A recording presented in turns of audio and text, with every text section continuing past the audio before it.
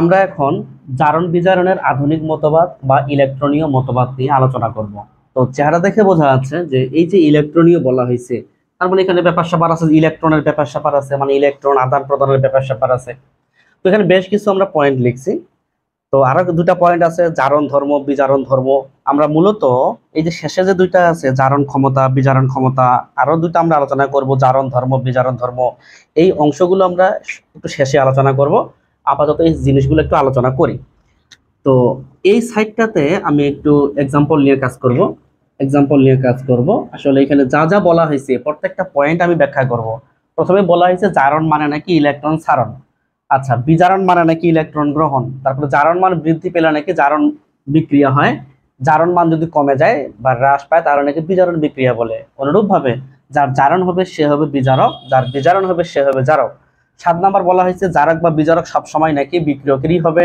এবং 8 নম্বরে বলা হয়েছে যদি জারণ মানে কোনো চেঞ্জ না হয়, পরিবর্তন না হয়, তাহলে সেটা জারণ বিজারণ বিক্রিয়া হবে না।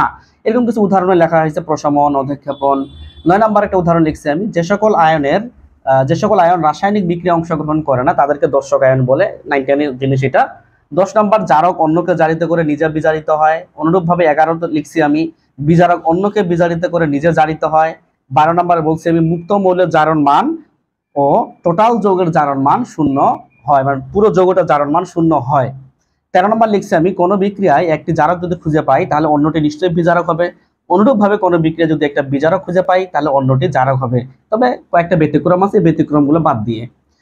14 নম্বর বলছি আমি, সকল ধাতুই নাকি জারক, সকল অধাতুই নাকি বিজারক। 16 নম্বরে বলা হয়েছে জারণ ক্ষমতা মানে ইলেকট্রন গ্রহণ করার ক্ষমতা, অথচ দেখো জারণ মানে ইলেকট্রন ছাড়ন, অথচ জারণ ক্ষমতা মানে আবার ইলেকট্রন গ্রহণ, মানে কেমন মানে উল্টা বিষয়টা হচ্ছে। বিজারণ মানে কি ইলেকট্রন গ্রহণ বলা হয়েছে না, অথচ বিজারণ ক্ষমতা মানে আবার ইলেকট্রন ত্যাগ বা বর্জন, যেটা বলে আর কি। তো আমরা 1 নম্বর একটা উদাহরণ লিখি এখানে, তাহলে বিষয়টা ক্লিয়ার হবে। যেমন সোডিয়াম থেকে যদি একটা ইলেকট্রন বের হয়ে যায় তাহলে কিন্তু সোডিয়াম প্লাস হয়ে যায়।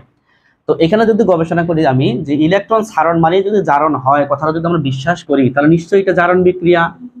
আর এই জারণ বিক্রিয়াটাকে আমরা বলতে পারি জারণ অর্ধ বিক্রিয়া। সংক্ষেপে লিখলাম এখানে যে জারণ অর্ধ বিক্রিয়া।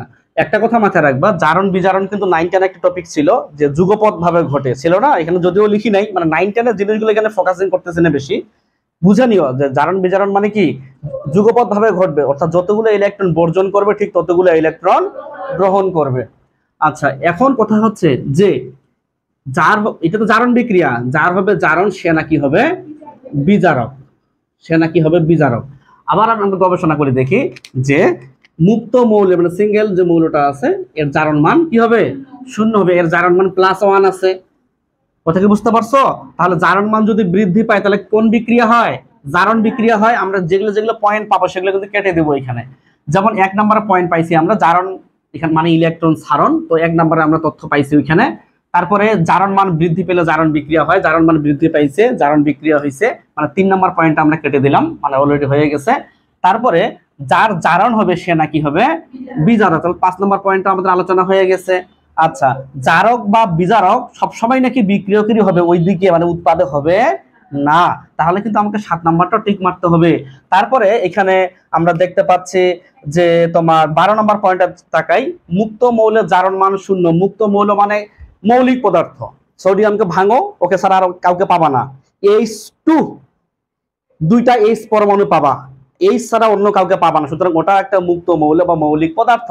সুতরাং আমাদের 12 নম্বর পয়েন্টটা এখানে ঢুকে আছে। তারপরে আমাদের এখানে আরেকটা পয়েন্ট দেওয়া যেতে পারে যে সকল দাঁড়া একটু মিস্টেক হয়েছে, সকল ধাতু জারক কেন, সকল ধাতু বিজারক হবে, একটু মিস্টেক হয়েছে এটা। সকল ধাতু বিজারক আর সকল অধাতু হচ্ছে জারক, সকল অধাতু জারক। আমি একটু ভালো করে এখানে লিখি, সকল ধাতু হচ্ছে বিজারক, সকল ধাতু বিজারক আর সকল অধাতু জারক। তার মানে 14 নম্বর পয়েন্টটা আমি টিক দিতে পারি। ওকে, এরপরে আমরা আরো কয়েকটা উদাহরণ দিই, দেখি। আমি ধীরে ধীরে কঠিনের দিকে যাব, ধীরে ধীরে, একবারে না। যেমন এখানে আমি Cl2 নিছি, আমি এখানে দুইটা ইলেকট্রন যদি ঢুকাই দেই, সে তো ইলেকট্রন ছেড়ে দেওয়ার মানুষ না, ইলেকট্রন নেওয়ার মানুষ, তাহলে এখানে 2Cl- হবে। তো ইলেকট্রন গ্রহণ মানে কি আবার? ইলেকট্রন গ্রহণ মানে বিজারণ, তাহলে এটা একটা বিজারণ অর্ধ বিক্রিয়া বলতে পারি আমি, এটা একটা বিজারণ অর্ধ বিক্রিয়া বলতে পারি। ওকে, যার হবে বিজারণ সে নাকি হবে জারক, তাহলে বলতেই পারি এটা একটা জারক। ওই যে কিছুক্ষণ আগে বললাম পৃথিবীর সকল অধাতু হচ্ছে জারক, পৃথিবীর সকল অধাতু হচ্ছে জারক, তাহলে 15 নম্বর পয়েন্টে টিক মারতে পারি। বিজারণ মানে ইলেকট্রন গ্রহণ, এখানেও টিক মারতে পারি। তারপরে তোমার জারণ মান হ্রাস মানে বিজারণ বিক্রিয়া, দেখে একটু চেক করে, মুক্ত মৌলের জারণ মান তো 0, আবার এখানে পাচ্ছি -1, তো আমার কাছে মনে হচ্ছে -1টা ছোট, 0 হচ্ছে ছোট, 0 হচ্ছে ছোট, তো জারণ মান বোধহয় হ্রাস পাইছে, কথা বলো। জারণ মান কমে গেলে বিজারণ বিক্রিয়া হয়ে গেছে, যার হবে বিজারণ সে হবে জারক, তার মানে আমি এই পয়েন্টটাও টিক মারতে পারি, এই পয়েন্টটাও হয়ে গেছে এখানে। ওকে, তারপরে এখানে আর তেমন কথা বলতেছি না, যার বিজারণ হবে সে জারক, জি 6 নাম্বারটা টিক মারা যেতে পারে। আমরা আরো কিছু উদাহরণ দিই, তারপরে এই বাকি পয়েন্টগুলো ধীরে ধীরে আমরা ব্যাখ্যা করার চেষ্টা করি। যেমন এখানে একটা আমি উদাহরণ লিখতেছি, তোমার একটি পরিচিত উদাহরণ, সবচেয়ে একটা পরিচিত, 9 10 ছিল, HCl আর সোডিয়াম হাইড্রোক্সাইড, নিশ্চয়ই তুমি প্রশমন বিক্রিয়া বলবা এটাকে, লবণ পানি হচ্ছে, তাহলে NaCl লবণ আর হচ্ছে পানি হচ্ছে। তো এখানে যদি গবেষণা করি আমরা যে H হচ্ছে H plus Cl minus sodium plus OH minus Na plus Cl minus, পানিটাকে আমি আমার মতো করে একটু লিখি, যেমন H আর OH হিসেবে লিখি, একটু কোনো অসুবিধা নাই। তো Hটা হচ্ছে +1 আর OHটা হচ্ছে -1। আমি দেখতেই পাচ্ছি এখানে জারণ মানের কোনো চেঞ্জই হচ্ছে না, জারণ মানের পরিবর্তন না হলে নাকি রেডক্স জারণ বিজারণ বিক্রিয়া হবেই না, তাহলে আমি এটাকে জারণ বিজারণ বিক্রিয়া বলবো? তাহলে এটাকে আমি কি বলবো? নন রেডক্স, অর্থাৎ জারণ বিজারণ বিক্রিয়া নয়, জারণ বিজারণ নয়, জারণ বিজারণ হতে পারে না এই বিক্রিয়াটা। ওকে, এখানে একটা কথা বলা ভালো, ঠিক আছে, এটার যদি আমরা যে আয়নিক ফর্মটা লিখি তাহলে কিন্তু এরকম হবে, আয়নিক ফর্মটা যদি লিখি তাহলে আমাদের এটা এই রকম দাঁড়াবে পরবর্তীতে যদি আমি লিখতে চাই। অর্থাৎ আমি বলতে যাচ্ছি আমাদের এখানে যে আয়নগুলো আছে, কে কে আয়ন আছে আমি কালো কালো দিয়ে দেখাই, এই পাশে কে কে আয়নগুলো আছে দাঁড়াও, এটা থাক এখানে মাইনাস প্লাস আর মাইনাস, এখানে আমার H প্লাস ছিল, এখানে আমার Cl মাইনাস ছিল, তারপর ওই পাশে আমার Na প্লাস ছিল আর OH মাইনাস ছিল। এখন এই বান্দাগুলো দুজন মিলিত হয়ে পানি তৈরি করবে, এবং এই দুজন মানুষ কিন্তু পানিতে জলীয় দ্রবণে এইভাবে ছোটাছুটি করবে, মানে একজন আরেকজনের সাথে যুক্ত হবে না। অর্থাৎ যে সকল আয়ন জারণ বিজারণে অংশগ্রহণ, মানে তোমার রাসায়নিক বিক্রিয়া অংশগ্রহণ করে না, সেই টাইপের আয়নগুলোকে মানুষ বলে, দর্শক আয়ন। তাহলে এই উদাহরণ অনুযায়ী আমরা কথা লেখা হয়েছে 9 নম্বর, যে সকল আয়ন রাসায়নিক বিক্রিয়া অংশগ্রহণ করে না তাদেরকে মানুষ দর্শক আয়ন বলে। তো এই লজিকের ভিত্তিতে Na প্লাস Cl মাইনাস কিন্তু হতে পারে। আচ্ছা, এবং এটা একটা কিন্তু প্রশমন বিক্রিয়া, সবাই জানে, আমি লিখলাম না। এবং আরেকটা আমি উদাহরণ লিখবো, যে উদাহরণটা খুবই পরিচিত, 9 10 তোমাদের সারাটা 7 অধ্যায়ে পড়াইছিল, সেটা হচ্ছে অধঃক্ষেপণ বিক্রিয়া। দেখো তো যে AgNO3 আর সোডিয়াম ক্লোরাইড, এরকম একটা বিক্রিয়া 9 10 সারাটা পড়াইছিল কিনা? পড়াইছিল। তো এখানে আমাদের বিক্রিয়াটা তৈরি হয় NaNO3 এবং তৈরি হয় AgCl এর সাদা অধঃক্ষেপ তৈরি হয়েছিল। যেহেতু এটা অধঃক্ষেপণ বিক্রিয়া, আমাদের শর্টকাট তো বলাই ছিল যে এই যে 8 নাম্বার, জারণ মানের চেঞ্জ যদি না হয় তাহলে জারণ বিজারণ বিক্রিয়া হবে না। এরকম কিছু উদাহরণ পৃথিবীতে আছে, যেমন প্রশমন হতে পারে, অধঃক্ষেপণ হতে পারে। তো এটা যে অধঃক্ষেপণ বিক্রিয়া তোমার জারণ বিজারণ নয়, প্রমাণটা হচ্ছে এইখানেই, যে সিলভার হচ্ছে প্লাস, এখানেও silver plus, NO3 minus NO3 minus, Na plus Na plus, Cl minus Cl minus. তো এখানে জারণ মানের আমি চেঞ্জ দেখতে পাচ্ছি না এখানে, সুতরাং এটাও এক ধরনের নন রেডক্স বিক্রিয়া বা জারণ বিজারণ বিক্রিয়া নয়। এবং এটা মূলত বিক্রিয়াটা যদি আমরা দেখাইতে চাই ভিতরের ঘটনাগুলো কি ঘটে, এখানে কে কে থাকে? Ag প্লাস থাকে, NO3 মাইনাস থাকে, এই দুইটা আয়ন থাকে এই দুইটার মধ্যে, এই যৌগটার মধ্যে, আর ওই পাশে থাকে তোমার Na প্লাস আর Cl মাইনাস থাকে। তো এখন যে ঘটনাটা ঘটবে সেটা হচ্ছে এই দুজন মানুষ মিলে AgCl তৈরি করে, এবং এই দুজন মানুষ এইভাবে থাকে, Na প্লাস আর হচ্ছে NO3 মাইনাস, এই দুজন এইভাবে থাকে, অর্থাৎ প্লাস দিয়ে দেই, Na plus plus NO3 minus এইভাবে থাকে, এবং এদেরকে বলতেছি আমরা দর্শক আয়ন। তাহলে দর্শক আয়ন মানে যদি আমরা এইভাবে চিন্তা করি, যে যাদের জারণ মানে চেঞ্জ হয় না তারাই দর্শক আয়ন, কথাটা কেমন হয়ে যাচ্ছে, ভুল হচ্ছে কিছুটা। আবারও বলতেছি, যদি আমরা এইভাবে চিন্তা করি যে যে সকল আয়নের জারণ মানের চেঞ্জ হয় না তাদেরকে দর্শক আয়ন বলে, আপাত দৃষ্টিতে মনে হবে না ঠিকই তো আছে। যেমন এখানে আমরা গবেষণা করি Na+, অবশ্যই দর্শক আয়ন তাহলে বোধহয়। তারপরে তোমার Cl- দর্শক আয়ন, মিলে গেছে জিনিসটা। কেন? এটাও তো মিলে গেছে, H+ আর H+, OH- আর OH-, তাহলে তো এরাও দর্শক আয়ন হতে পারে। তাহলে বিষয়টা কিন্তু এরকম হচ্ছে না। তাহলে কি হচ্ছে, যারা রাসায়নিক বিক্রিয়া অংশগ্রহণ করবে না তারাই দর্শক আয়ন, এবং এই দর্শক আয়নের জারণ মানের চেঞ্জ হবে না। এইভাবে পড়লেও হবে। এখন কোনটা দর্শক আয়ন হবে কোনটা দর্শক আয়ন হবে না আমরা খাতা কলমে দেখে বোঝা খুবই কঠিন, সত্য কথা কিন্তু এটাই।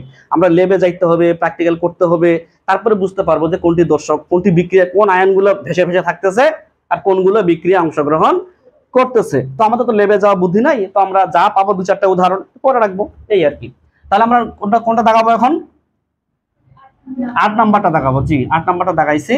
এরপরে আমাদের আরো কয়েকটা পয়েন্ট আছে অবশ্য, যেমন কোন বিক্রিয়া একটি জারক যদি খুঁজে পাই অন্যটি বিজারক হবে। 5 নাম্বার উদাহরণ হবে।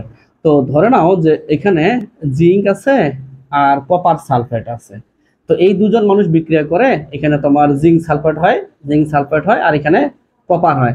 মানুষ প্রশ্ন করবে এই বিক্রিয়াটা আপনি অন্যভাবে লিখতে পারতেন না, একটু একটু উল্টাউল্টি করে লিখতে পারতেন না, যেমন কপার জিঙ্ক সালফেট, তাহলে তো আপনার এটা হচ্ছে কপার সালফেট এবং জিঙ্ক হচ্ছে, এটা লিখতে পারতেন না? অ্যান্সার হচ্ছে না, এটা লিখতে পারতাম না। কারণ আমরা সক্রিয়তা সিরিজ যারা 9-10-এ পড়ছো তো পড়ছোই, আমরা ইন্টারমিডিয়েটেও পড়বো 4 অধ্যায়ে 2য় পত্রে, যে কপারের চেয়ে জিঙ্কের সক্রিয়তা বেশি, তাই জিঙ্কের পাওয়ার বেশি, সে চাইলে একে ধাক্কা মেরে সরাইতে পারবে। কিন্তু কপার নিজেই দুর্বল মানুষ, সে শক্তিশালী মানুষকে কেমনে ধাক্কায় সরাবে? সম্ভব না। তাহলে খাতা কলমে বিক্রিয়া সম্ভব হলেও বাস্তবে সম্ভব না। ওকে, আমরা এবার গবেষণা করি একটু আসলে কি হচ্ছে। আমাদের তো বলবে যে জারক বিজারক, আমাদের কিন্তু এমসিকিউ আসবে উদ্দীপকের বিক্রিয়াটির কে জারক আর কে বিজারক, বা কে জারিত হয়েছে বা কে বিজারিত হয়েছে। আমরা এখানে জারণ মান 0 পাবো, মুক্ত মৌল জারণ মান 0, আর এখানে জিঙ্কের পাবো +2, এখানে কপার পাবো +2, এখানে কপার পাবো আমরা 0। আমরা যদি একটু গবেষণা করে দেখি যে এখানে জারণ মান কিন্তু বৃদ্ধি পাচ্ছে, তো জারণ মান যদি বৃদ্ধি পায় তাহলে সেটাকে আমরা জারণ বিক্রিয়া বলি, সংক্ষেপে লিখলাম। আর যার হবে জারণ সে কিন্তু হবে বিজারক। আর আমরা তো এমনিতেও জানি সকল ধাতু হচ্ছে বিজারক, পাশাপাশি জারক বিজারক তার ওই দিক হবে না, এই দিকেই হবে। এবার এটা যেহেতু বিজারক, চোখ বন্ধ করে বলবো এটা একটা জারক, কারণ আমরা বলেই দিছি কোন বিক্রিয়া যদি একটি জারক আমরা খুঁজে পাই তাহলে অন্যটি নিশ্চয়ই বিজারক হবে।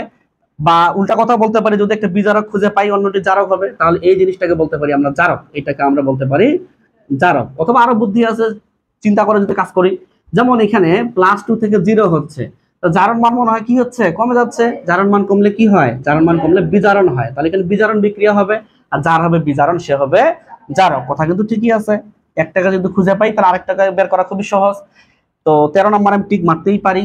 এখন আমাদের যদি কখনো অনুধাবন রিলেটেড প্রশ্নে বা ঘ নাম্বার রিলেটেড প্রশ্নে এই টাইপের বিক্রিয়া নিয়ে কাজ করতে বলে, তখন আমরা এইভাবে ওই যে কি বলে রেখা টেনে জারণ বিজারণ ব্যাখ্যা করতে পারবো। কেউ যদি মনে করে না আমি অন্যভাবে করবো, করো, কোনো অসুবিধা নেই, তুমি অন্যভাবেও করতে পারবা। যেমন তাকাও, প্রথমে আমরা লিখবো জারণ অর্ধ বিক্রিয়া, লিখি, সমস্যা নেই।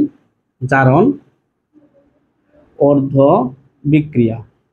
আচ্ছা, অর্ধ কেন তো বুঝতে পারছো বোধহয়, আমরা তো ফুলফিল বিক্রিয়াটা করতেছি না। যেমন কিছুক্ষণ আগে যে 1 নাম্বার উদাহরণ দিলাম সোডিয়ামের, বোধহয় ওটা তো একটাই বিক্রিয়া, ওটা তো অর্ধ আমি বলবোই, পুরো বিক্রিয়া তো করতেছি না, এবার করব। তাহলে এখানে জিঙ্ক থেকে আমার তৈরি হচ্ছে জিঙ্ক 2+, আমি দেখে দেখে কপি করতেছি, আমার তো আগে থেকে ধারণা থাকবে যে এখানে 0 আর এখানে +2, তো 0 আর +2 কেমনে হয়, দুইটা বাদ দিলে হয়, এই দক্ষতাগুলো থাকতে হবে। আচ্ছা, এরপরে বিজারণ অর্ধ বিক্রিয়া আমি লিখবো এখানে বাংলায়, বিজারণ অর্ধ বিক্রিয়া। মানে তুমি খাতায় কিভাবে লিখবা, পরীক্ষায় কিভাবে লিখবা, সেই ফরম্যাটটা আমি দেখাই দিচ্ছি। এরপরে তোমার কপার 2+ নিয়ে কাজ করতে হবে, কপার 2+ নিয়ে কাজ করতে হবে। কপার 2+ থেকে কি হচ্ছিল, ওই পাশে কপার হচ্ছিল, তো তোমার এই দক্ষতা থাকতে হবে কেমনে হয়, দুইটা ঘাটতি ছিল, দুইটা বসায় দিতে হবে, দুইটা ইলেকট্রন দিয়ে দিলাম, ঘটনা ঘটে গেল। ওকে, এটা এমন একটা উদাহরণ, এখানে আলাদা করে গুণটুন করার প্রয়োজন হচ্ছে না, অটোমেটিক সমতা হয়ে গেছে, যদি না হয় কথার কথা, যদি এখানে 2 থাকতো 1 থাকতো, আমি এখানে 2 2 করে গুণ করতাম না? তাহলে জারণ যতগুলো মানে তোমার জারণ বিজারণ বিক্রিয়ায় তোমার যতগুলো ইলেকট্রন বর্জিত হবে ততগুলো ইলেকট্রন গৃহীত হতে হবে। যার হবে জারণ সে হবে বিজারক, সেটা বারবার বলা হয়েছে। তাহলে এই লজিকের ভিত্তিতে এটাকে বলবো আমি বিজারক, আর এটাকে বলবো আমি এটাকে জারক। তাহলে বিজারক যতগুলো বর্জন করবে জারক ঠিক ততগুলো গ্রহণ করবে। আমরা একটা শর্টকাট অ্যাপ্লাই করতে পারি, সেটা হচ্ছে জাগ্রত বিদ্বান। আচ্ছা দাঁড়া কাজটা করি আগে, দাঁড়া শেষ হয়নি এখন, দাঁড়াও। আমরা তো একটা মনে করো রিটার্নে কিভাবে লিখবো সেটা ব্যাখ্যা করতেছি আমি, এখনো তো আমার কাজ কমপ্লিট হয়নি অবশ্য। এখন আমি এইভাবে কাজ করব, ঘটনা ঘটাই দেবো। প্লাস মাইনাস কেটে গেল, এই পাশে থাকলো তোমার জিঙ্ক, এই পাশে থাকলো কপার 2 প্লাস, আর ওই পাশে হচ্ছে জিঙ্ক 2 প্লাস আর হচ্ছে কপার। তাহলে এখানে তুমি বাংলায় লিখতে পারো মোট বিক্রিয়া,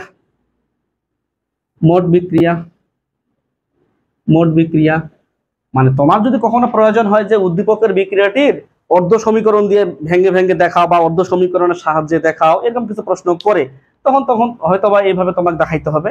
আর সাধারণত আমাদের এই টাইপের প্রশ্নগুলো এমসিকিউতে আসে, উদ্দীপকের বিক্রিয়াটি কে জারক কে বিজারক, তখন তো আর এগুলোর প্রয়োজন নেই আছে।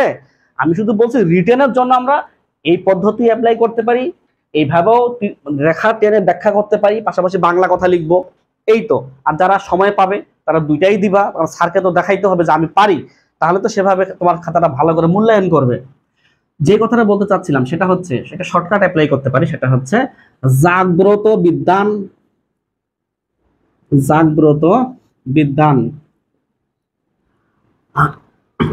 জাগ্রত মানে কি? জারক, জাগ্রত মানে জারক, আর যা মানে জারক, আর গ্রত মানে গ্রহণ। জারক কি করে? জারক গ্রহণ করে। কি গ্রহণ করে বুঝে নিতে হবে, ওকে অক্সিজেন গ্রহণ মানে ইলেকট্রন গ্রহণ করবে। আর বি মানে হচ্ছে বিজারক, আর দান মানে হচ্ছে ত্যাগ, যে যেটা অনুবাদ করে আর কি। দান করে, দানাই লিখলাম, ভুল তো আর হবে না, এটা কে দেখতেছে দান কথা লিখলে। তাহলে বিজারক ইলেকট্রন দান করবে, এটাই স্বাভাবিক, দান করতেছে, ত্যাগ করতেছে, ছেড়ে দিচ্ছে, এই তো নাকি? তো এই হচ্ছে মোটামুটি মানে শর্টকাট আর কি, যে কেউ যদি এটা মনে রাখতে চায় মনে রাখতে পারে, যে যেভাবে মনে রাখতে পারে কোনো অসুবিধা নেই, সবগুলোই সঠিক উত্তর হিসেবে আমরা গ্রহণ করতে পারি।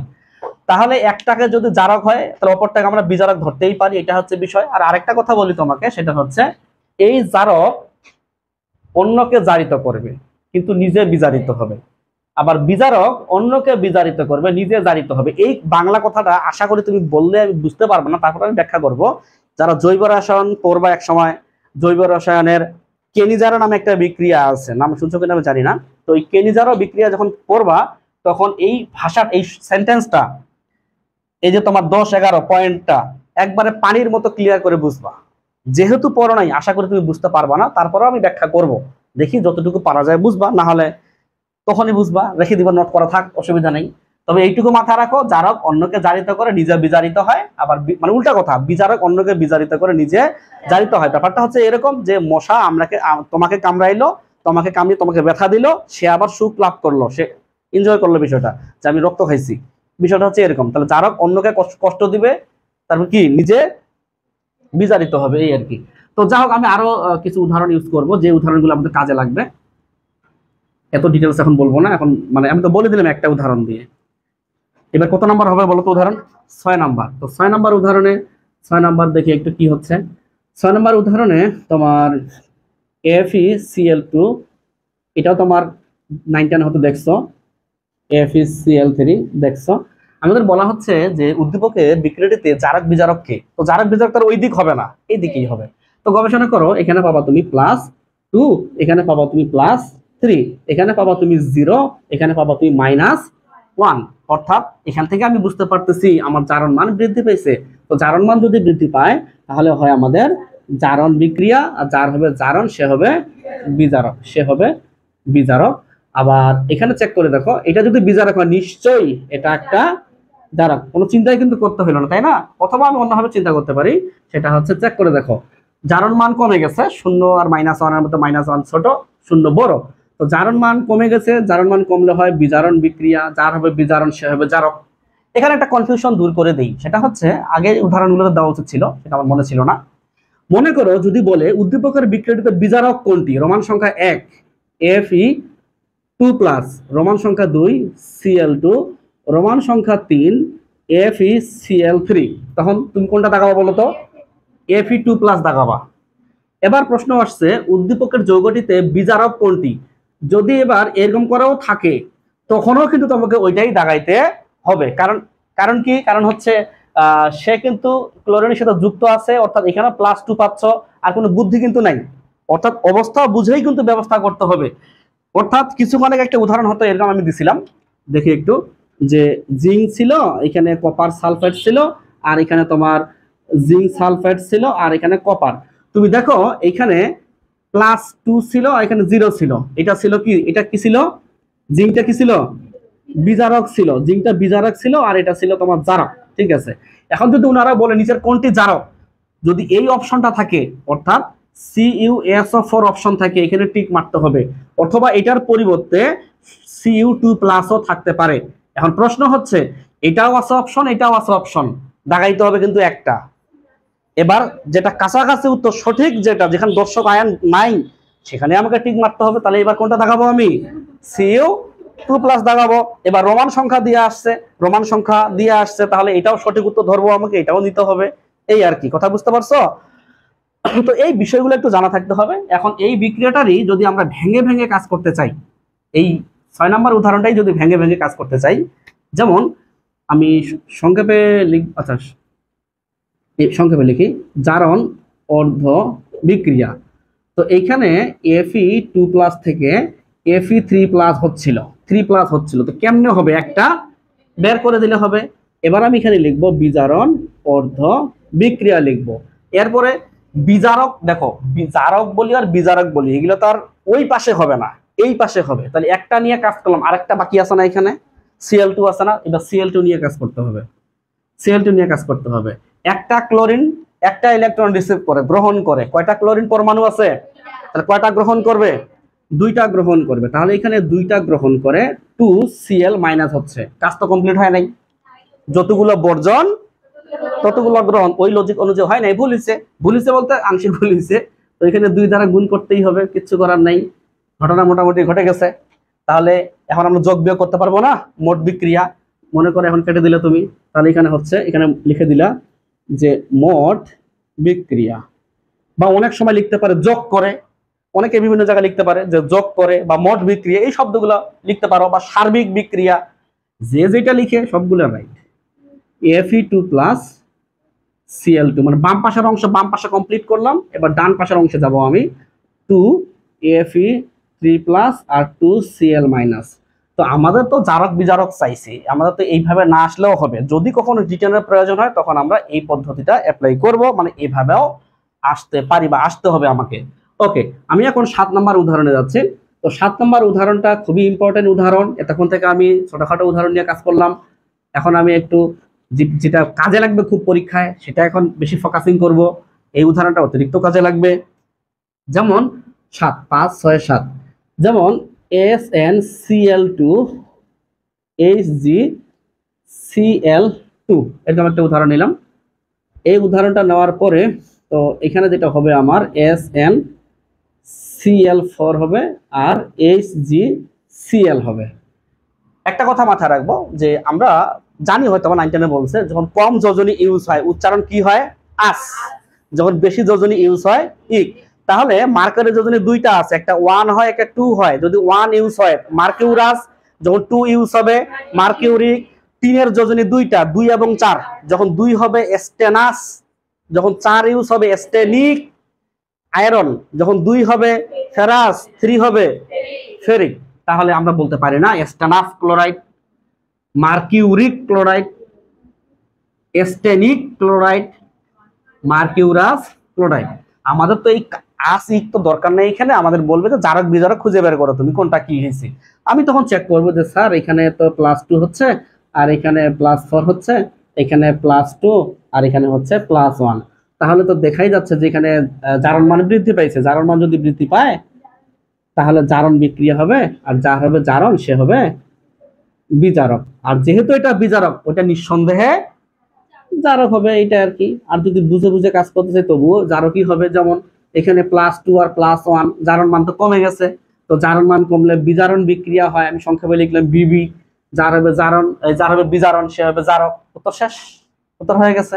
এখন যদি আমরা অন্যভাবে কাজটা করতে চাই, মনে করো রিটার্নে আসছে বিকল্প, রিটার্নে আসছে, এখন রিটার্নে তো আর যদি ওরা অর্ধ সমীকরণ দিয়ে চায় তখন তো এই তীর চিহ্ন দিয়ে করলে হবে না, ওরা বলেই দিছে অর্ধ সমীকরণের সাহায্যে ব্যাখ্যা করো, বলেই দিছে ওরা কোশ্চিনে, তাহলে তো তীর চিহ্ন বা এইভাবে রেখা চিহ্ন দিয়ে তো হবে না।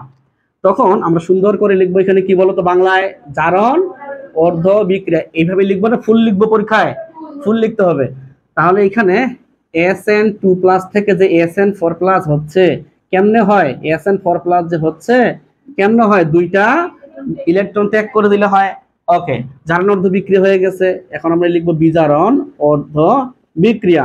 তো বিজারণ অর্ধ বিক্রিয়ার ক্ষেত্রে কি হবে, মার্কিউরিক আয়নটা অর্থাৎ Hg2+টা Hg2+ থেকে আমাদের Hg+ হচ্ছে, কেমনে হয়, যদি একটা ইলেকট্রন গ্রহণ করাই তাহলে হবে, একটা ইলেকট্রন গ্রহণ করে। তো কাজ কমপ্লিট হয়েছে না, তাহলে কি করতে হবে, 2 দ্বারা গুণ করতে হবে। কথা এখানে নাকি 2 2 2, উদ্দেশ্য কি, যতগুলো বর্জন করাইতেই হবে, যদি না করাইতে পারি মনে করবো আমাদের ভুল হয়েছে, নাম্বার কেটে দিবে ওনারা।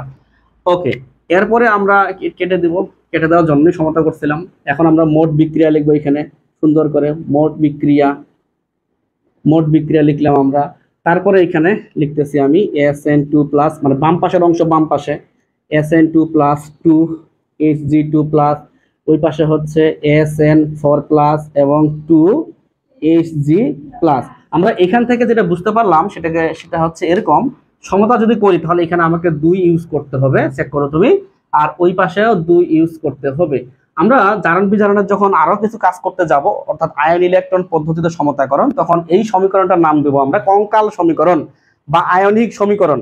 তখন আমরা বিস্তারিত আলোচনা করবো। আপাতত মনে রাখো যে এই সমীকরণটাকে চাইলে মানুষ কঙ্কাল সমীকরণ, আয়নিক সমীকরণ এগুলো বলতে পারে। যতক্ষণ না পর্যন্ত দর্শক আয়ন তুমি এড করতেছো ততক্ষণ পর্যন্ত এই সমীকরণটাকে মানুষ কঙ্কাল সমীকরণ বা আয়নিক সমীকরণ বলে। এগুলো আমরা অবশ্যই আলোচনা করব যখন আমরা অর্ধ সমীকরণ পদ্ধতিতে সমতাকরণ করব, তখন বিস্তারিত আলোচনা করব। ওকে, এই উদাহরণে জারককে, সরি জারক হচ্ছে এটা মার্কিউরি ক্লোরাইড, আর বিজারক হচ্ছে এটা।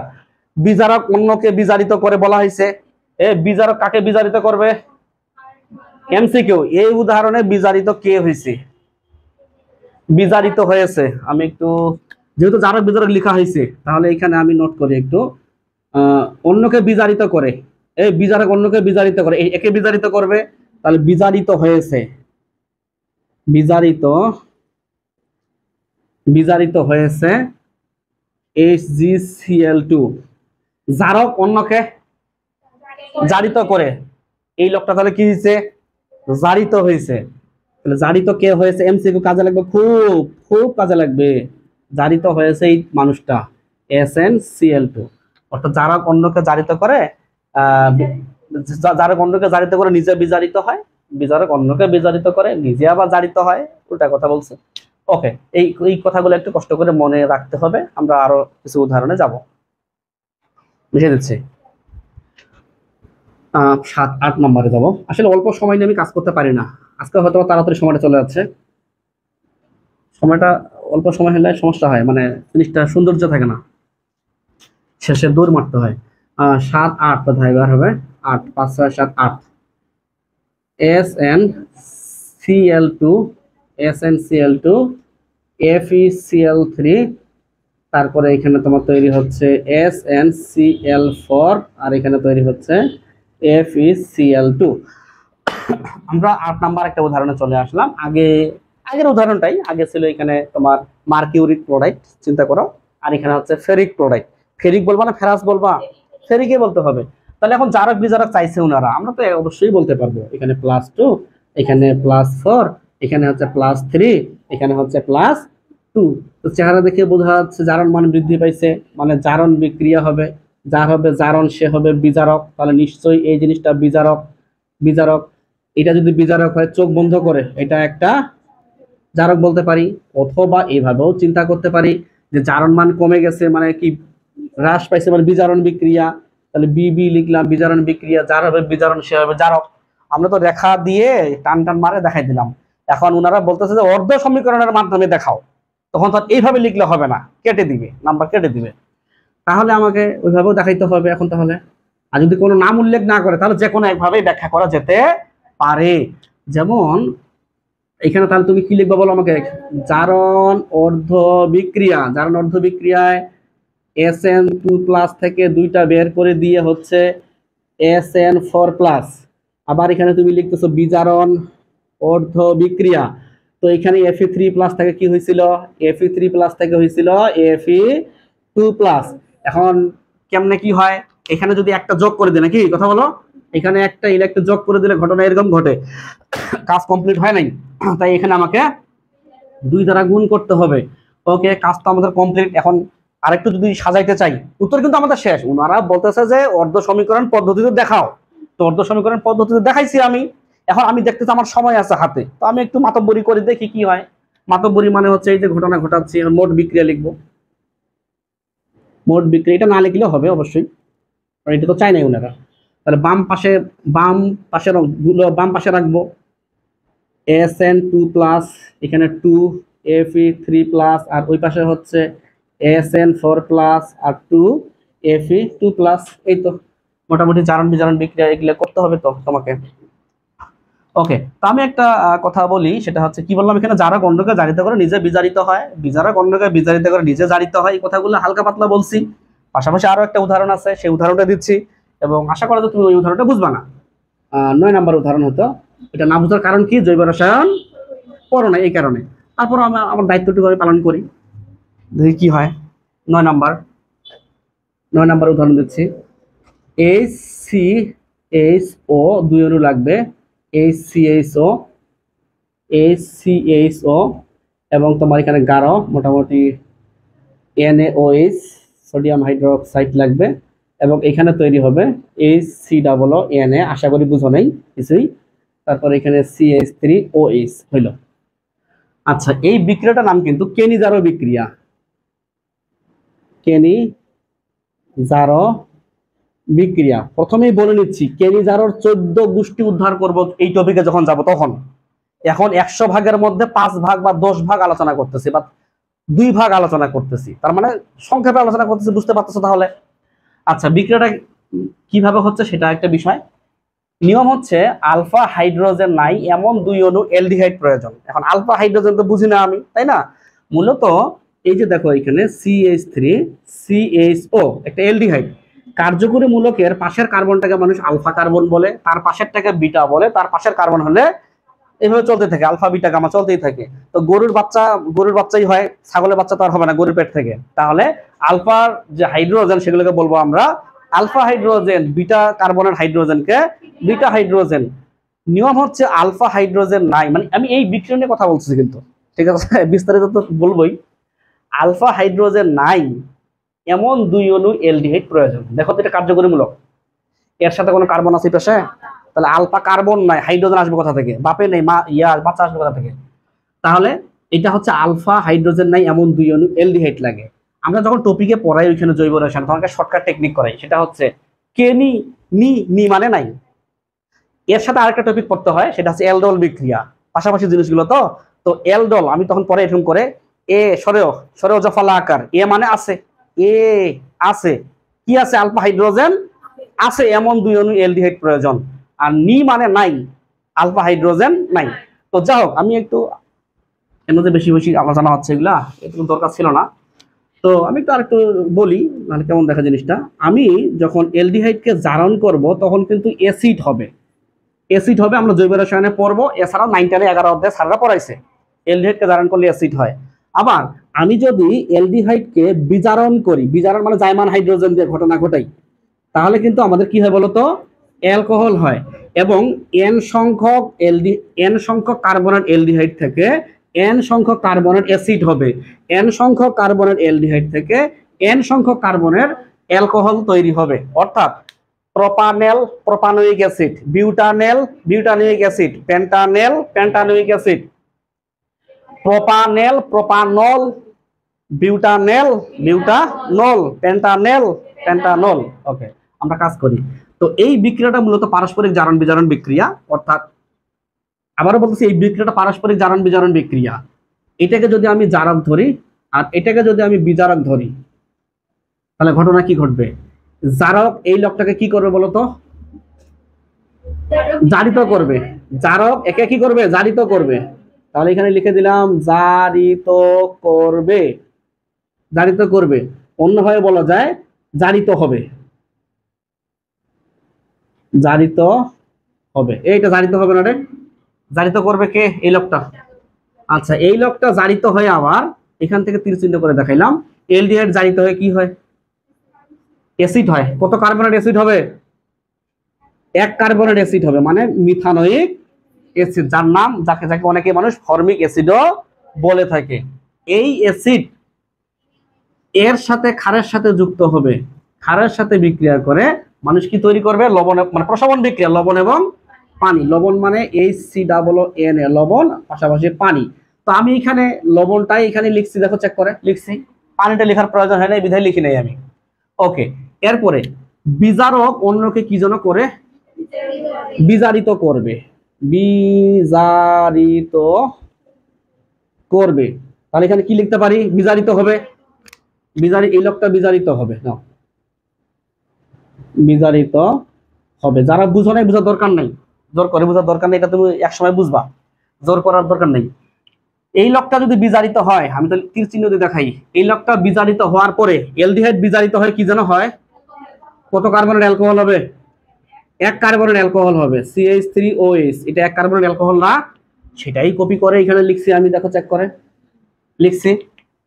তাহলে যেটা বোঝা গেল, জারক অন্যকে জারিত করে, নিজে এখানে একটা কথা বলি, তারাও তাকাও, জারক একে জারিত করছে, মানে জারিত হবে, কিন্তু নিজে ফের বিজারিত হয়েছে।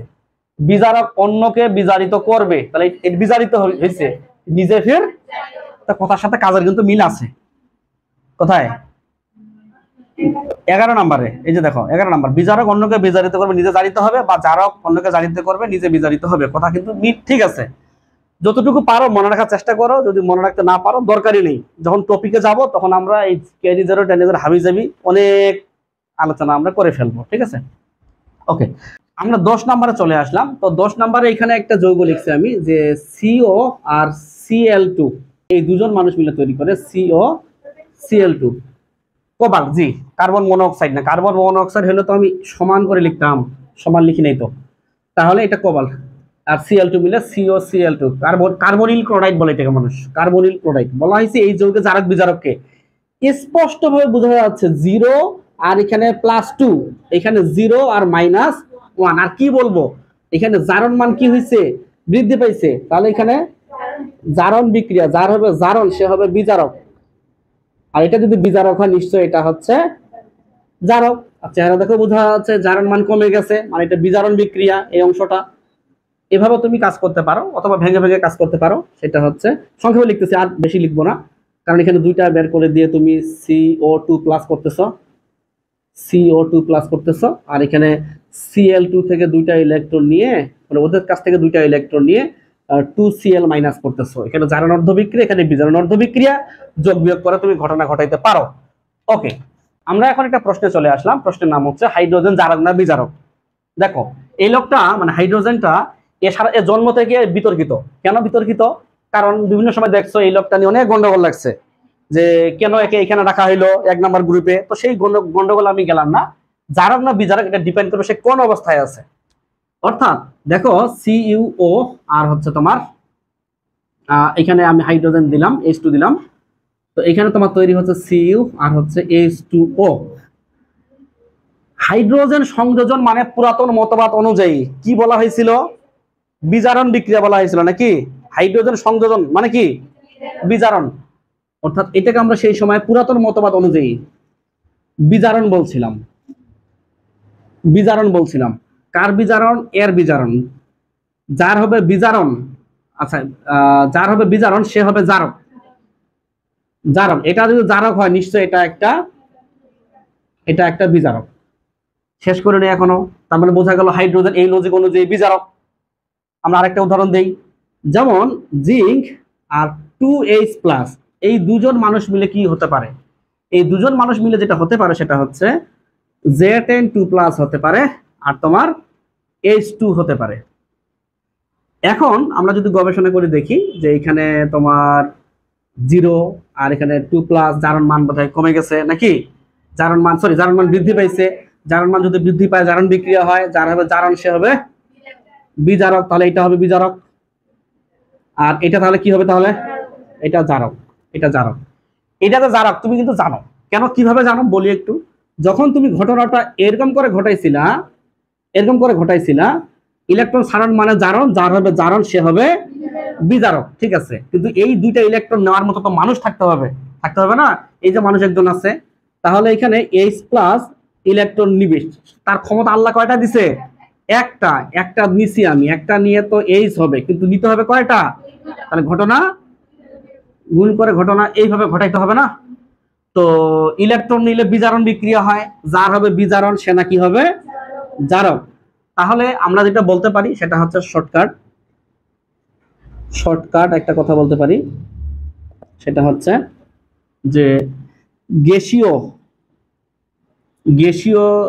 ক্ষেত্রে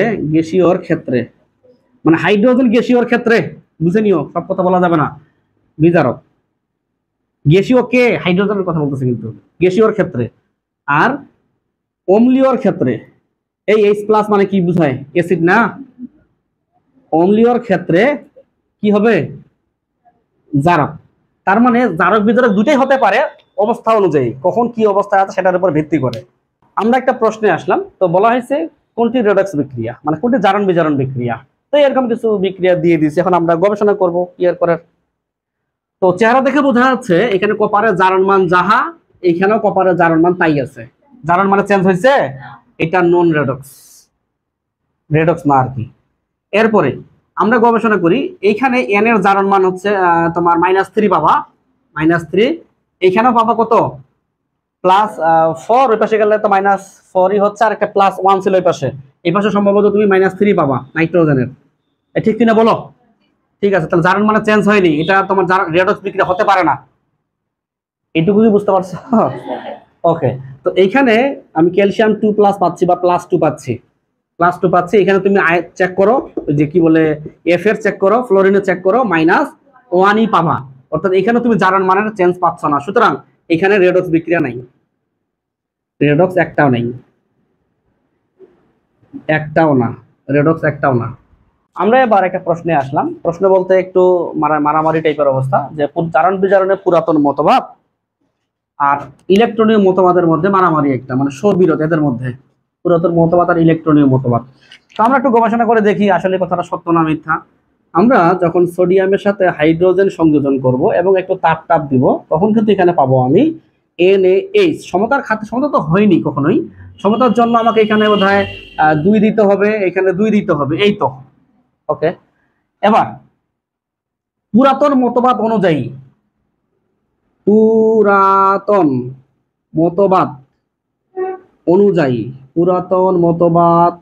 অনুযায়ী H2 সংযোজন মানে বিজারণ বিক্রিয়া।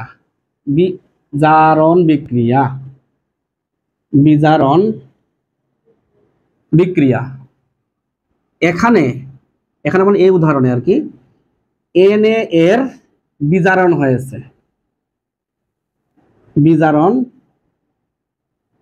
হয়েছে, অর্থাৎ যার হবে বিজারণ সে হবে জারক। আমি কোন মতবাদ দিয়ে জারক প্রমাণ করলাম? পুরাতন মতবাদ দিয়ে আমি জারক প্রমাণ করলাম। ওকে, এবার ইলেকট্রনীয় মতবাদ সংক্ষেপে লিখলাম, ইলেকট্রনীয়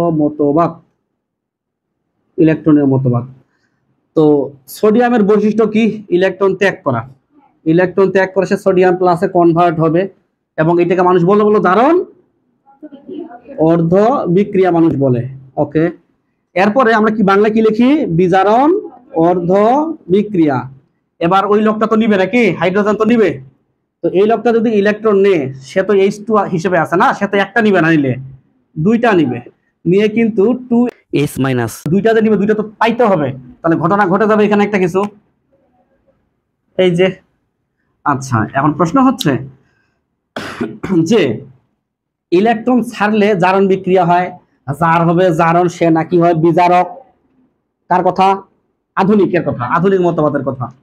যে যে গ্রহণ করবে সে তার বিজারণ হবে, যার হবে বিজারণ সে হবে জারক, জারক হবে। আচ্ছা, এখানে একটা কথা বলি, তাহলে এইখানে আমি কাকে জারক দেখাইছি এখানে বলো তো? সোডিয়ামকে জারক দেখাইছি, তাহলে H2 কি হবে? H2 হবে, আরে বাংলায় ডাউট হচ্ছে, বিজারক। বিজারক হবে কে? H2। তো কেমন হয়ে গেল জিনিসটা? স্ববিরোধ হয়ে গেছে, উল্টা উল্টি হয়ে গেছে জিনিসটা। এটাই প্রশ্ন, এটাই উত্তর। আমরা তিনটা বিক্রিয়া এখানে লিখছি, তো তিনটা বিক্রিয়া লেখার কারণ অবশ্যই আছে। তো এগুলোতে আমরা আটকে যাব বিভিন্ন সময়, সহজগুলো ফির লিখিনি, সহজগুলো যেগুলো পারবো এগুলো নিয়ে তো কাজ করে লাভ নেই। যেমন হাইড্রোজেন পারঅক্সাইড, আমরা কোনো এক সময় শর্টকাট দিব যে তোমার জারক বিজারক উভয়ই হিসেবে আচরণ করে, ও সাথে ফিরবে না হায়, হায় মানে হচ্ছে H2O2 বা HNO2। তো যখন বলবো তখন বলবোই। নর্মালি মনে রাখো যে এই জিনিসটা থেকে যখন দুইটা মানে হাইড্রোজেন পারঅক্সাইড থেকে যখন দুইটা ইলেকট্রন বের হয়ে যাবে তখন দুইটা H+ হবে আর একটা O2 অণু হবে। আমার যেটা ব্যক্তিগত পরামর্শ, জোর করে হলেও মুখস্থ রাখবা। কেন বলতেছি সেটা হচ্ছে কথা, যেগুলো সহজ সেগুলো তোমার করাইতে হবে না, তুমি একাই পারবা, আমার হেল্প লাগবে না, কারোই হেল্প লাগবে না। কিন্তু এইটা তোমার একটু অপ্রয়োজন, মানে সরাসরি দেখো না বিভিন্ন সময়, এটা কঠিনও হতে পারে, তাই না? তাহলে ইলেকট্রন ছাড়ন যদি হয় জারণ, তাহলে যার হবে জারণ সে কি হবে? তাহলে এটাকে বলতে পারি আমি বিজারক, এটাকে বলতে পারি আমি বিজারক। আর আমরা কিছু অনেকে বললাম এটা উভয়ই হয়। তারপরে দেখো, যদি কখনো এই লোকটা H+ এর উপস্থিতিতে ইলেকট্রন গ্রহণ করে দুইটা, তাহলে কিন্তু দুই অণু পানি তৈরি হবে। এবং এই যে বিক্রিয়াটা, এটা আমার পক্ষ থেকে দিলাম কি, মুখস্থ করতে দিলাম। দেখো, পরীক্ষা নাম্বার পেতে হলে কিছু ত্যাগ করতেই হবে। তো ইলেকট্রন গ্রহণ যদি বিজারণ হয়, তাহলে যার হবে বিজারণ সে হবে জারক, এটাই স্বাভাবিক। ওকে। আর আরেকটা জিনিস, আমরা থায়োসালফেট মূলক আর টেট্রাথায়োনেট মূলক পড়ছি, এটা থায়োসালফেট মূলক না, আর এটা টেট্রাথায়োনেট আয়ন। তো থায়োসালফেট মূলক থেকে যখন দুইটা ইলেকট্রন বের হয়ে যাবে তখন কিন্তু এরকম একটা ঘটনা ঘটে, টেট্রাথায়োনেট আয়ন তৈরি হয়। চারটা সালফার, দেখো চারটা আছে না? চারটাই আছে, 3 দুগুণে 6টা, 6টাই সমতা হয়ে গেছে। এইটাও আমার পক্ষ থেকে আমি দিলাম মুখস্থ, কিচ্ছু করার নাই। যেগুলো মুখস্থ করার না সেগুলো তো বলে দিই। তাহলে ইলেকট্রন ছাড়ন যদি হয় তোমার জারণ, তো যার হবে জারণ সে হবে বিজারক, তাহলে নিশ্চয়ই এই জিনিসটা হবে বিজারক হবে। এই তিনটা কথা অবশ্যই অবশ্যই মুখস্থ রাখতেই হবে। আমরা এখন কয়েকটা বিক্রিয়া লিখছি, মোটামুটি 1 2 3 4 ধরনের বিক্রিয়া লিখছি জাস্ট প্র্যাকটিসের জন্য। যে বলা হয়েছে এখানে 1 নম্বরে বলা হয়েছে H2S নাকি বিজারক। এখন বিজারক কিভাবে হয়েছে একটু গবেষণা করে দেখি।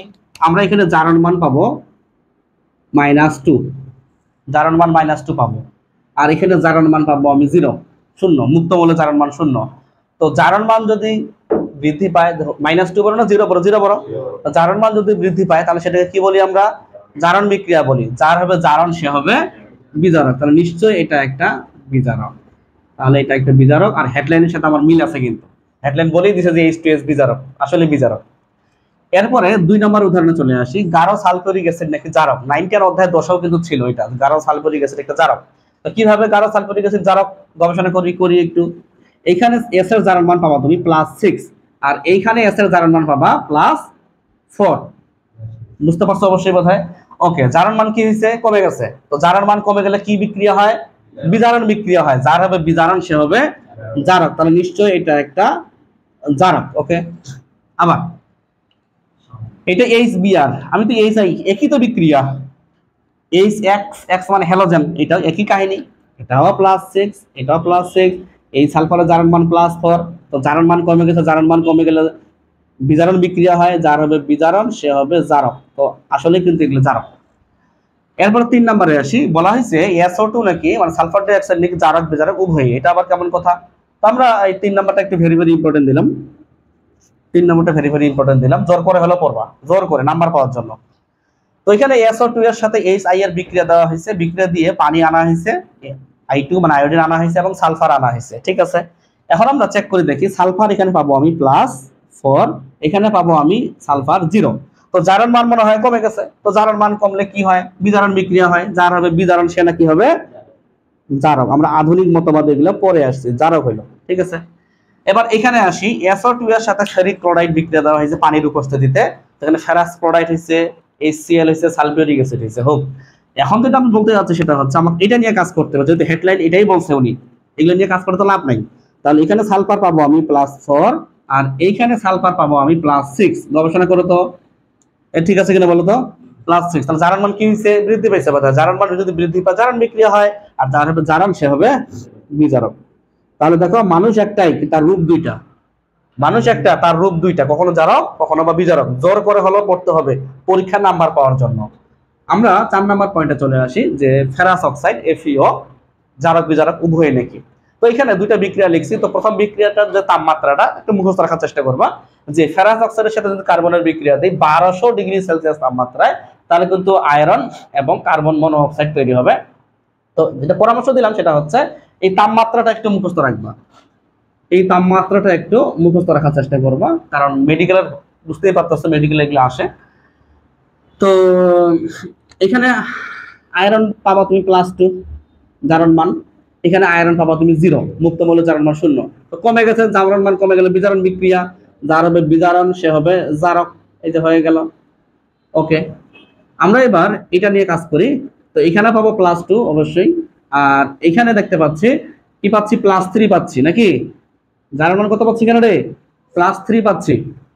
তো যদি +3 পাই, তো জারণ মান কি হয়েছে? বৃদ্ধি পাইছে।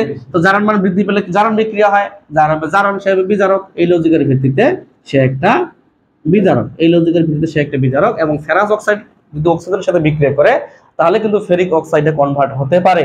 এবং এইখানে আয়রনের জারণ মান কিন্তু +3 হবে। কিভাবে হয়েছে এটা অবশ্যই জানা বোধহয়, কারণ আয়রন যদি x হয় তাহলে টয়েস x, প্লাস -2 × 3, 3 দুগুণা 6, -6 ওই পাশে গেল, ইকুয়াল ওই পাশে গেল +6 হইলো, আর এই পাশে 2টা ভাগ হয়ে গেল 3 হইলো। তুমি এগুলো জানো, ছোটখাটো বিষয়। তো এই হচ্ছে বিষয়। তো আমার যেটা পরামর্শ সেটা হচ্ছে পরামর্শ পরামর্শ পরামর্শ আচ্ছা, 4 নাম্বারটা ভিভিআই পরামর্শ পরামর্শ পরামর্শ হবে বিক্রিয়াগুলো মুখস্থ, বিক্রিয়াগুলো মুখস্থ, এবং এবং 3,4 নং বেশি গুরুত্ব দিতে হবে। কেন আমি বিক্রিয়াগুলো মুখস্থ করতে বলতেছি? কখনো কখনো তোমার জীবনে এমন সিচুয়েশন আসবে, তোমাকে এই ব্রোমিন নিয়ে কাজ করতে বলবে বা এই সালফার ডাইঅক্সাইড নিয়ে কাজ করতে বলবে। বিক্রিয়ক দেওয়াই থাকবে, এটাও দেওয়া থাকবে, এটাও দেওয়া থাকবে, এখানে এ দিবে বা এক্স দিবে। এখন তোমাকে এই SO2 এর সালফারের সংকরণ বের করতে বলছে, এ যৌগের কেন্দ্রীয় মৌলের সংকরণ বের করো। এখন কি করতে হবে? তাহলে বিক্রিয়াটা কমপ্লিট করতে হবে। এই কথা কি বুঝতে পারছো? তারপরে বলা হবে এখানে এরকম করে বলা হবে, মনে করে এই যে 3 নম্বর বিক্রিয়াটার এই অংশটাতে ওরা এক্স দিয়ে দিল। বলা হচ্ছে যে তোমার এক্স মৌলটি কিভাবে উৎপন্ন হয়। আমরা মৌলের পর্যায়বৃত্ত পড়ছি, সামুদ্রিক শৈবাল পুড়িয়ে আয়োডিনকে তৈরি করা হয়। কথা বুঝতে পারো নাই? বা এক্স মৌলের জারণ সংখ্যা নিচের কোনটি? মুক্ত মৌলের জারণ সংখ্যা হবে 0। এই কারণে বললাম বিক্রিয়াগুলো মুখস্থ রাখবা, পাশাপাশি জারক বিজারক তো আমরা চিনতেই পারতেছি আধুনিক মতবাদ অনুযায়ী। আমরা এখন জারণ ক্ষমতা এবং বিজারণ ক্ষমতা নিয়ে আলোচনা করব। তো আমরা অলরেডি জারণ বিজারণের আধুনিক মতবাদ দেখে আসলাম। তো আমাদের জারণ ক্ষমতা এবং বিজারণ ক্ষমতা সম্পর্কে সেভাবে হাজারী স্যারের বইয়ে আলোচনা করা নাই, এবং জারণ ধর্ম বিজারণ ধর্ম সম্পর্কেও সেভাবে হাজারী স্যারের বইয়ে আলোচনা করা নাই। তো আমরা যখন কোশ্চেন ব্যাংক সলভ করতে যাবো তখন বিপদে পড়বো কি হচ্ছে এখানে, তাই আমরা এই টপিকটা আলোচনা করতেছি। আমি যদি আমার মতো করে সংক্ষেপে বলি, জারণ ক্ষমতা মানে হচ্ছে ইলেকট্রন গ্রহণ করার ক্ষমতা। তো ইলেকট্রন গ্রহণ কারা করবে যদি একটু গবেষণা করে দেখি, এই যে আমাদের পাশে পর্যায় সারণী আছে, তো পর্যায় সারণীর বাম পাশে যারা আছে এরা কি ইলেকট্রন গ্রহণ করার মতো মানুষ? বলতো না, এরা হচ্ছে ইলেকট্রন ত্যাগ করার মতো মানুষ। তাহলে গ্রহণ করবে কারা? ওই বাম পাশে যারা আছে, যেমন 17 নম্বর গ্রুপের বিষয়ে যারা আছে তারা হচ্ছে ইলেকট্রন নেওয়ার মানুষ বা গ্রহণ করার মানুষ। সুতরাং তাদেরই জারণ ক্ষমতা বেশি হবে, এটাই আমাদের বোঝা গেল আর কি। তাহলে জারণ ক্ষমতা মানে কি? ইলেকট্রন গ্রহণ করার ক্ষমতা। তো কারা গ্রহণ করবে? 17 নম্বর গ্রুপে যারা আছে তারা গ্রহণ করবে। কেন 18 নম্বরের কথা বললেন না? কারণ 18 নম্বর নিষ্ক্রিয় মৌল, ওরা দেয় না, ইলেকট্রন নেও না, তাদের নিয়ে কথা বলে কিছু নেই। আচ্ছা, আরেকটা তথ্য দিচ্ছি আমি, সেটা হচ্ছে বিজারণ ক্ষমতা। তো জারণ ক্ষমতা মানে যদি ইলেকট্রন গ্রহণ করার ক্ষমতা হয়, তাহলে বিজারণ ক্ষমতা হচ্ছে ইলেকট্রন ত্যাগ করার ক্ষমতা। তো ইলেকট্রন ত্যাগ কারা করবে? ওই বাম পাশের গুলো করবে না প্রথমের গুলো করবে? সরি, ডান পাশের গুলো করবে না বাম পাশের গুলো করবে? বাম পাশের গুলো করবে, মানে ক্ষার ধাতুগুলো করবে। তাই আমরা বলবো যে ক্ষার ধাতুগুলোর বিজারণ ক্ষমতা সবচেয়ে বেশি। তো এই জিনিসটা আমরা অফিসিয়াল ভাবে ভালো করে বলে দিচ্ছি যে জারণ ক্ষমতার ইংরেজি নাম হচ্ছে অক্সিডাইজিং পাওয়ার, এবং জারণ ক্ষমতা মানে হচ্ছে ইলেকট্রন গ্রহণ করার ক্ষমতা। খুবই কাজে লাগবে, ইলেকট্রন গ্রহণ করার ক্ষমতা। এখন এখানে আরেকটা 3টা পয়েন্ট লিখছে অবশ্য, যে সহজে ইলেকট্রন গ্রহণ করে যে তার জারণ ক্ষমতা বেশি, অত সহজে ইলেকট্রন গ্রহণ করতে পারে। আমরা একটু চিন্তা করি 17 নম্বর, ফ্লোরিন এবং ক্লোরিন। ফ্লোরিন হচ্ছে 4 তড়িৎ ঋণাত্মকতার মান, আর ক্লোরিন হচ্ছে তোমার 3।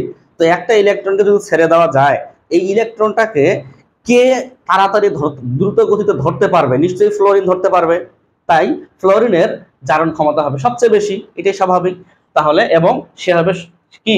সে হবে শক্তিশালী জারক হবে ফ্লোরিনটা। তাহলে যেটা বলা হয়েছে যে সহজে ইলেকট্রন গ্রহণ করে যে তার জারণ ক্ষমতাও বেশি হবে এবং সে হবে সবল জারক, অবশ্যই মাথা রাখতে হবে। তাহলে তার নিচে কে আছে? ক্লোরিন আছে, একটু দুর্বল জারক। তো এখানে বাম এবং ডান পক্ষ দুইটা কাজ করছি আমি। পর্যায় সারণীর বাম থেকে দুই ডানে যাই। যেমন আমি যদি 2 নম্বর পর্যায় নিয়ে চিন্তা করি, দেখো তো 2 নম্বর পর্যায়ের মধ্যে অক্সিজেন আর ফ্লোরিন আছে কিনা ওই পাশে। তো বাম থেকে ডানে গেলে নাকি জারণ ক্ষমতা বৃদ্ধি পায়। তো এখানে অক্সিজেন আর ফ্লোরিনের মধ্যে, তাহলে ফ্লোরিনের জারণ ক্ষমতা বৃদ্ধি পাবে। অনুরূপভাবে সালফার এবং ক্লোরিন এরা তৃতীয় পর্যায়ের মানুষ, তো এদের মধ্যে ক্লোরিনের জারণ ক্ষমতা বেশি হবে, অর্থাৎ বাম থেকে ডানে গেলে বৃদ্ধি পায়। তো কেন বৃদ্ধি পায় সেটা তো আমরা জানি, কারণ এর তড়িৎ ঋণাত্মকতার মান কিন্তু ফ্লোরিনের বেশি, কার তুলনায়? অক্সিজেনের তুলনায়। অনুরূপভাবে সালফার কিন্তু 2.5 আর ক্লোরিন কিন্তু 3 তড়িৎ ঋণাত্মকতার মান। তো ইলেকট্রনকে ছেড়ে দিলে ক্লোরিনটাই টানবে। তো আরো ব্যাপার স্যাপার আছে, যে আকর্ষণ বলের একটা ব্যাপার স্যাপার আছে, বাম থেকে ডানে গেলে তোমার আকার কমে যায়। কেন কমে যায়? আকর্ষণ বল বৃদ্ধি পায় তাই, যেটা আমরা মৌলের পর্যাবৃত্ত ধর্মে বিস্তারিত ভাবে আলোচনা করছিলাম। সুতরাং বাম থেকে ডানে গেলে যে ক্রম এটা হয়, এখানে কোনো সন্দেহ নাই। এবার উপর থেকে নিচে আসি। উপর থেকে নিচে আসলে কি হয়? উপর থেকে নিচে আসলে নাকি কমে যায়। দেখো এই চিহ্ন দ্বারা আমি কম বুঝাচ্ছি, কমে যায়। তো কেন কমে যায় সেটা তো আমরা কিছুক্ষণ আগেই বলে আসলাম, যে ফ্লোরিন, ক্লোরিন, ব্রোমিন, আয়োডিন। যেমন এখানে ফ্লোরিন তড়িৎ ঋণাত্মকতার মান হচ্ছে 4, এখানে ক্লোরিন 3, ব্রোমিন 2.8, আয়োডিন 2.5, যা আমরা মৌলের পর্যায়বৃত্ত ধর্মে বিস্তারিতভাবে আলোচনা করছি। তড়িৎ ঋণাত্মকতার মান কোনগুলোর কি, এই লজিকের ভিত্তিতে সবল জারক কে? তাহলে ফ্লোরিন সবল জারক। তাহলে এটা হবে সবল জারক, সবল জারক। আমরা বাম এবং ডানের মধ্যে আমরা মানে এই যে 2 নম্বর এবং 3 নম্বর পয়েন্টের মধ্যে 3 নম্বর পয়েন্টটাকে আমি একটু 3 স্টার দিলাম, মানে এই 3 নম্বর পয়েন্টটা বেশি কাজে লাগবে। অর্থাৎ জারণ ক্ষমতার ক্ষেত্রে 17 নম্বর গ্রুপটাকে আমরা বেশি ফোকাসিং করব। 17 নং গ্রুপ, আবারও বলতেছি, জারণ ক্ষমতার ক্ষেত্রে আমরা 17 নম্বর গ্রুপটাকে ফোকাসিং করব, বেশি কাজে লাগবে কোনো একদিন কোশ্চেন ব্যাংক সলভ করার সময়। আচ্ছা, তাহলে জারণ ক্ষমতা, জারণ ধর্ম কি একই? একটু চেক করে দেখি। জারণ ধর্ম মানে জারণ মানে কি বলতো? আমরা তো আধুনিক মত পরে আসলাম, সারণ, ইলেকট্রন সারণ। জারণ মানে ইলেকট্রন সারণ। আচ্ছা, তো এবং আমরা আধুনিক মতবাদ এটাও বলছিলাম, জারণ মানে ইলেকট্রন সারণ, যার হবে জারণ সে হবে বিজারক, এই কথা বলা ছিল। আবার এটাও বলা ছিল বিজারক অন্যকে বিজারিত করে নিজে জারিত হয়, এই কথা আমরা আধুনিক মতবাদে বলে আসছি। তাহলে এখানে কয়েকটা পয়েন্ট লিখছি, যেমন জারণ ধর্ম বলতে অন্যকে জারিত করার ক্ষমতা বোঝাচ্ছি আমি, অন্যকে জারিত করার ক্ষমতা বোঝাচ্ছি। তার মানে সে অন্যকে জারিত করবে কিন্তু নিজে বিজারিত হবে, অন্যকে জারিত করবে আবার নিজে বিজারিত হবে। তো এখানে আমরা একটা এক্সাম্পল লিখছি ক্লোরিন দিয়ে। তো এখানে হয়তো অনেকে বুঝতে পারেন কি লিখছি, EX মানে এক্সাম্পল, তারপরে ক্লোরিন এক্সাম্পল। তো এখানে ক্লোরিন সম্পর্কে আমি 2টা পয়েন্ট আবারও বের করছি। এখানে ক্লোরিন যদি 2টা ইলেকট্রন নেয়, প্রশ্ন কেন দিল না? সে দিবে কেন? সে কি দেওয়ার মানুষ? সে তো নেওয়ার মানুষ। তা তো সে তো একটা তড়িৎ ঋণাত্মক মৌল, সে 2টা ইলেকট্রন নিবে। কেন 2টা নিবে? 2টা ক্লোরিন পরমাণু আছে, 2টা ইলেকট্রন নিয়ে 2Cl- হয়ে গেল। আচ্ছা, ঠিক আছে, হইল। তার মানে ইলেকট্রন গ্রহণ মানে কি? বিজারণ। যার হবে বিজারণ সে হবে জারক। জারক অন্যকে জারিত করে, অন্যকে জারিত করে নিজে আবার, কথা তো ঠিকই আছে। তাহলে 1 নম্বর কথা ঠিক আছে। এবার 2 নম্বর কথা লিখছি, এটা কিন্তু এককভাবে লিখছি। এবার যদি অন্যের সাথে যুক্ত হয়, যেমন অন্য পদার্থের সঙ্গে যদি বিক্রিয়া করে তাহলে কি হবে? যেমন আয়রন 2+ এবং ক্লোরিনের সাথে বিক্রিয়া করে এরকম ঘটনা ঘটছে। দেখো Fe3+ হয়েছে আর 2Cl- হয়েছে। তো এখানে আমরা তো এইভাবে দেখতে পাচ্ছি না, আমরা একটু এইভাবে ভেঙে ভেঙে দেখাই। মনে করো যে আসলে কালো কলম দিয়ে দেখাই। মনে করো Fe2+ থেকে Fe3+ কেমনে হয়? একটা ইলেকট্রন ত্যাগ করলে হয় Fe3+ হয়, ঠিক আছে, হয়। এরপরে ক্লোরিন Cl2 ইলেকট্রন নিবে। এখন কথা হচ্ছে ক্লোরিনটা দুইটা ইলেকট্রন নেবে, একটা তো না, দুইটা নিবে। নেওয়ার পরে এখানে 2Cl-। এখন আমরা তো জানি আধুনিক মতবাদে পড়ে আসছে যতগুলো বর্জন ততগুলো গ্রহণ, তো এটা তো হয়নি, ভুল হয়েছে তো কোথাও। তাহলে এখানে কি করতে হবে? 2 দ্বারা গুণ করতে হবে, যতগুলো বর্জন ততগুলো গ্রহণ করতে হবে। এবার আমরা ব্যাখ্যা দিতে পারবো আশা করা যায়। তো আমরা ক্লোরিনের উদাহরণ টানছিলাম। ক্লোরিন, তো ক্লোরিন যেটা হয়েছে সেটা হচ্ছে গ্রহণ করছে, গ্রহণ করলে বিজারণ হয়, যার হয় বিজারণ সে হয় জারক, ঠিক আছে। আবার এই দুটা ইলেকট্রন কোথা থেকে পাইছে? Fe2+ থেকে পাইছে। অর্থাৎ Fe2+ দুইটা ইলেকট্রন ত্যাগ করছে, কার প্রভাবে? এর প্রভাবে। তাহলে ক্লোরিন একে জারণ ঘটাইছে, চেক করে দেখো। Fe2+ দুইটা ইলেকট্রন ছাড়ছে, ইলেকট্রন ছাড়ন মানে জারণ। তাহলে এর যে জারণ হয়েছে কার সহযোগিতায়? ক্লোরিনের সহযোগিতায়। তাহলে দেখো অন্যকে জারিত করার ক্ষমতা, জি অন্যকে জারিত করছে সে, এই যে ক্লোরিনটা অন্যকে জারিত করে ফেলছে অলরেডি এই উদাহরণে, এবং নিজে ফি জারিত হয়েছে, নিজে ফি জারিত হয়েছে। তারপরে সরি, অন্যকে জারিত করে নিজে আবার বিজারিত হয়েছে।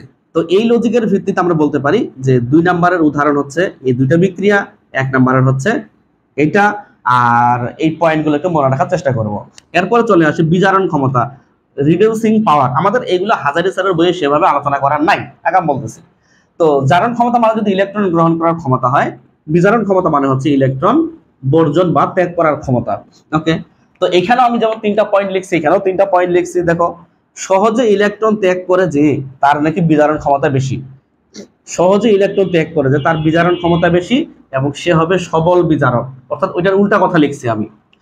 এখন ওইখানে বাম থেকে ডানে যা যা হয়েছিল এখানে উল্টো ঘটনা ঘটবে। ওইখানে বাম থেকে ডানে কি হয়েছিল? জারণ ক্ষমতা বৃদ্ধি হয়েছিল, এখানে বিজারণ ক্ষমতা কি হবে? কমে যাবে। এখানে উপর থেকে নিচে জারণ ক্ষমতা কমে গেছে, এখানে উপর থেকে নিচে বিজারণ ক্ষমতা বৃদ্ধি পেয়েছে। ওকে, তো এই লজিকের ভিত্তিতে এখানে যদি বাম থেকে ডানে বৃদ্ধি পায় তাহলে এখানে তো কমে যাবে। দেখো তো আমি তৃতীয় পর্যায় নিয়ে কাজ করতেছি, পর্যায় সারণী চেক করো, তৃতীয় পর্যায় নিয়ে কাজ করতেছি। Sodium, magnesium, aluminium, silicon, phosphorus, sulphur, chlorine. সাধারণভাবে যদি গবেষণা করে দেখি যে এখানে বাম থেকে ডানে যদি কমে যায় তাহলে নিশ্চয়ই সোডিয়ামের বেশি হবে। সোডিয়ামের কি বেশি হবে? বিজারণ ক্ষমতা বেশি হবে, এবং সোডিয়াম একটা সবল বিজারক বলতে পারি। আমরা আধুনিক মতবাদে বলছিলাম সকল ধাতুই হচ্ছে বিজারক, নোট করা আছে অবশ্যই তোমার খাতায়, সকল ধাতুই বিজারক। এবং এই তৃতীয় পর্যায়ে যদি চিন্তা ভাবনা করি, সোডিয়ামটা হচ্ছে সবল বিজারক। ওকে, এটা নিয়ে কথাবার্তা কিছু নেই, এটা আমাদের কাজেও লাগে না খুব একটা। আমরা এই যে 3 নম্বর পয়েন্ট উপর থেকে নিচে যেটা, সেটা নিয়ে একটু চিন্তা ভাবনা করব।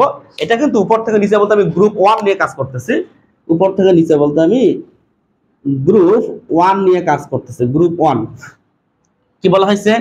উপর থেকে নিচে গেলে তোমার বৃদ্ধি পায়, উপর থেকে নিচে যদি পর্যায় সারণী যায় উপর থেকে নিচে, তাহলে তোমার বিজারণ ক্ষমতা বৃদ্ধি পায়। তো এই লজিকের ভিত্তিতে আমরা চিন্তা করি একটু, সোডিয়ামের চেয়ে পটাশিয়ামের বেশি হবে। এই পর্যায় সারণী চেক করো, সোডিয়ামের চেয়ে পটাশিয়ামের বেশি হবে না? পটাশিয়ামের চেয়ে রুবিডিয়াম, রুবিডিয়ামের চেয়ে সিজিয়াম, এগুলো বেশি হবে।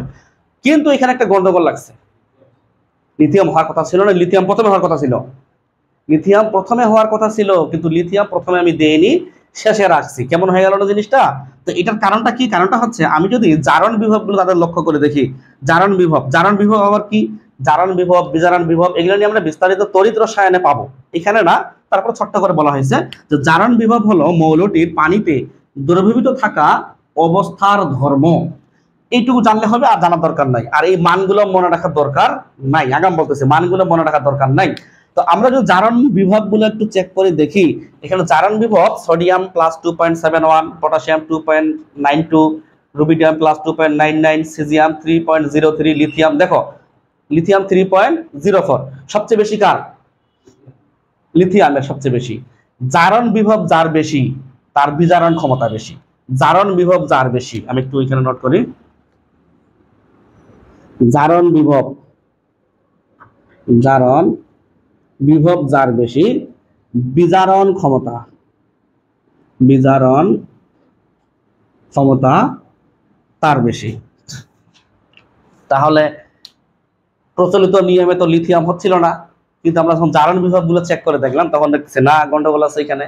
তাহলে 3.03 আর 3.04 নিশ্চয়ই লিথিয়ামকে আমাকে সবার সামনে রাখতে হবে। অথচ হাজারি স্যারের বইয়ে এইভাবে করছে, স্বাভাবিক নিয়ম যেটা, যেমন লিথিয়াম, তোমার কি আছে, lithium, sodium, potassium, rubidium, caesium, এইভাবে দেখাইছে ক্রমটা।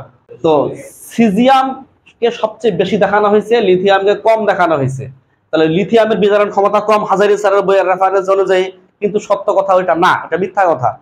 আবার হাজারি স্যারের বইয়ে দেখবা যে সোডিয়াম বা পটাশিয়াম একটা মিস্টেক আছে, মানে একটা লিখে নি ওরা। তার মানে এই জিনিসটা একটু ঝামেলা করছে হাজারি স্যার, ঠিক আছে? এটা আমি যেভাবে দিলাম সেভাবে একটু মনে রাখার চেষ্টা করবা, এটা সঠিক তথ্য, কিন্তু এটা কোনো ভাতাবাজি না, সঠিক তথ্য। তো আমরা জারণ মান মনে রাখবো না, আমরা শুধু মনে রাখবো এইভাবে মনে রাখবো যে এটা ব্যতিক্রম দিয়ে একটু মনে রাখার চেষ্টা করবো, ব্যতিক্রম, এবং মনে রাখবো জারণ বিভব বেশি, জারণ বিভব বেশি, জারণ বিভব বেশি। যার জারণ বিভব বেশি তার বিজারণ ক্ষমতা বেশি, আর বিজারণ ক্ষমতা বেশি হলে সবল বিজারক, সবল বিজারক মানে বিজারকের পাওয়ার বেশি, বিজারকের পাওয়ার বেশি। আর বিজারকের পাওয়ার বেশি মানে সেটা সবল বিজারক, বুঝে নিতে হবে। কোনো এক সময় কাজে লাগবে কোশ্চেন ব্যাংক সলভ করার সময়। বিষয়গুলো একটু অন্য টাইপের, তাই আমি একটু আলাদাভাবে সুন্দর করে দেখাচ্ছি। আচ্ছা, বিজারণ ক্ষমতা গেল। এরপরে আমরা যদি আসি বিজারণ ধর্ম, এটা আবার কি? তো বিজারণ মানে কি? বিজারণ মানে হচ্ছে ইলেকট্রন গ্রহণ, যার হবে বিজারণ সে হবে জারক, এই কথাটা আমরা জানি। তো জারক আবার কি করে? অন্যকে জারিত করে, নিজে আবার বিজারিত হয়। তো এখানে চেক করে দেখি, অন্যকে বিজারিত করার ক্ষমতা, বিজারণ ধর্ম মানে অন্যকে বিজারণ করার ক্ষমতা, এবং চেহারা দেখে বোঝা যাচ্ছে তাহলে অন্যকে বিজারিত করবে কিন্তু নিজে আবার জারিত হবে। তো এখানে এক্সাম্পল হিসেবে আমরা জিঙ্কটাকে তুলে ধরছি। এখানে যেমন ক্লোরিন থেকে 2টা পয়েন্ট বের করছে, অনুরূপ ভাবে জিঙ্ক থেকে আবার 2টা পয়েন্ট বের করছে, একটা এককভাবে একটা অন্যের সাথে বিক্রিয়া করলে কি হয়। তো জিঙ্ক যখন 2টা ইলেকট্রন ছাড়ে তখন জিঙ্ক 2+ হয়, মানে জারণ হয়েছে। যার হবে জারণ সে হবে যার হবে জারণ সে হবে বিজারক, জিঙ্ক তো তাহলে বিজারক। আর আমরা জানি সকল ধাতুই বিজারক, বিজারক আবার অন্যকে বিজারিত করে নিজে জারিত হয়, এটাও আমরা আধুনিক মতবাদে পড়ে আসছি। এটা হলো এককভাবে যে একটা বিক্রিয়া, সেটা দেখাইছি আমি। এরপরে 2 নম্বর পয়েন্ট একটু গবেষণা করি, অন্য পদার্থের সঙ্গে যদি বিক্রিয়া করে তাহলে কি হবে। যেমন জিঙ্ক আর কপার 2+ বিক্রিয়া করে, জিঙ্ক 2+ আর কপার হয়েছে এখানে। তো এইখানে তো এইভাবে দেখানো সম্ভব না, আমরা এটাকে বিক্রিয়া আকারে এই পাশে কোথায় দেখাবো, এই পাশে দেখাই। এখানে মনে করো জিঙ্ক 2টা ইলেকট্রন ত্যাগ করে, যদি Z10 2+ হয় হোক, তাহলে কপার 2+ কি করবে? কপার 2+ এই 2টা ইলেকট্রন নিয়ে কপার ধাতুতে কনভার্ট হবে হোক। তাহলে জিঙ্ক ছাড়ছে, কপার 2+ নিছে, কপার 2+ ইলেকট্রন নিছে, মানে কপারের বিজারণ ঘটাইছে। কপারের বিজারণ ঘটেছে কে? জিঙ্ক। কপারের বিজারণ ঘটেছে জিঙ্ক, অন্যকে বিজারিত করার ক্ষমতা জিঙ্ক, কপারকে বিজারণ করাইছে সে, জিঙ্ক করাইছে। তাহলে জিঙ্কের এটা হচ্ছে বিজারণ ধর্ম, অন্যকে বিজারিত করে ফির নিজে আবার জারিত হয়। তো কথার সাথে কাজের কিন্তু মিল আছে, তুমি এইভাবে কষ্ট করে মনে রাখবা। তো এখানে একটা প্রশ্ন লিখছি আমি, শক্তিশালী বিজারক কোনটি? তো বিজারক তো ধাতুগুলো হয়, সরি হ্যাঁ, বিজারক হয় কে? ধাতুগুলো। তো বিজারক যদি ধাতু হয় আমরা তো দেখেই আসলাম, তো দেখা যাচ্ছে এখানে সবগুলো ধাতু, লিথিয়াম, অ্যালুমিনিয়াম, জিঙ্ক, আয়রন। বাম থেকে ডানে গেলে হ্রাস পাবে, ঠিক আছে? তাহলে প্রথমে যেগুলো ক্ষার ধাতু যেটা আছে সেটা সবল বিজারক হবে। তো দেখো তো ক্ষার ধাতুর মধ্যে এ আছে না? এ নাই, এও নাই, জিঙ্কও নাই, আয়রনও নাই, কে আছে? লিথিয়াম আছে। মাথায় রাখবা ক্ষার ধাতুগুলোর মধ্যে সবল বিজারক হচ্ছে গ্রুপ 1। এখানে নোট করি একটা, সবল ক্ষার ধাতুগুলোর মধ্যে, ক্ষার ধাতুগুলোর মধ্যে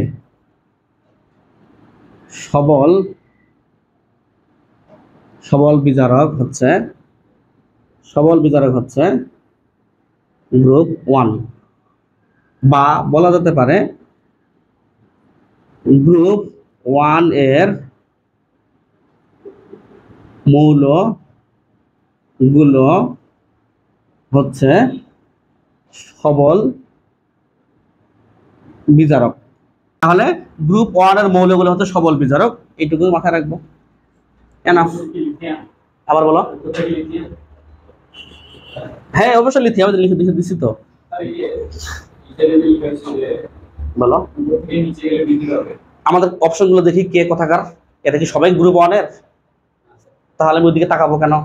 ওইদিকে তাকানোর দরকারই তো নেই। গ্রুপ 1 এর মৌলগুলি হয়তো সবল বিজারক। তো গ্রুপ 1 এর মধ্যে কয়জন আছে এখানে? তো ওইটাই উত্তর। এখন এটার সাথে যদি এরকম থাকতো, এটার সাথে যদি এখন এরকম থাকতো, মনে করো তোমার এখানে আছে সোডিয়াম আছে, এখানে আছে রুবিডিয়াম, এখানে আছে সিজিয়াম, তো আমাদের হাজারি ছাড়া রেফারেন্স অনুযায়ী কি হইতো? হাজারি ছাড়া রেফারেন্স অনুযায়ী উপর থেকে নিচে গেলে নাকি বৃদ্ধি পায়, সিজিয়াম উত্তর হইতো। কিন্তু সিজিয়াম উত্তর হবে না, হবে উত্তর লিথিয়াম। জারণ বিভাগের রেফারেন্স দিয়ে আমরা কাজ করলাম। এছাড়াও সঞ্জিত স্যারও এই কথাটাই বলছে, সঞ্জিত স্যার এই কথাটাই বলছে, আমি যে ব্যাখ্যাটা দিলাম মানে এই ব্যাখ্যাটা সঞ্জিত স্যারের রেফারেন্স। ঠিক আছে, ওকে। আমরা আধুনিক মতবাদের দুই একটা সীমাবদ্ধতা দেখব এখন।